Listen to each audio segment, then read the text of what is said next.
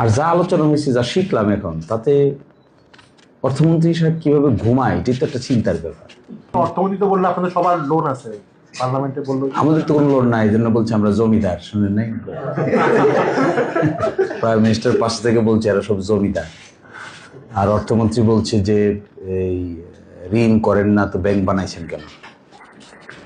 তো ব্যাংক তো বানাইছি আমরা যে কারণে, এটা তো ওনারা নিয়ে যাবেন এখন ঋণ। তো এটা সহজে বুঝি, আমি এতটুকু বুঝি যে ঋণ করে ঘি ভাত খাওয়াটা ভালো হবে না, এতটুকু আমি বুঝি। আর বাজেট হচ্ছে এখন 9,38,000, ডেফিসিট বাজেট দেখতেছি এখানে 2,43,000, আর এনবিআর থেকে পাওয়া যাবে 6,95,000। বাকিটা কোথা থেকে আসবে? আমাদের দেশের ব্যাংক থেকে নিবে 1,27,000, আর বিদেশ থেকে আনবে 1,16,000। এই সব মিলে এটা ফুলফিল হবে, এরকম একটা ডিজাইন দেখা যাচ্ছে।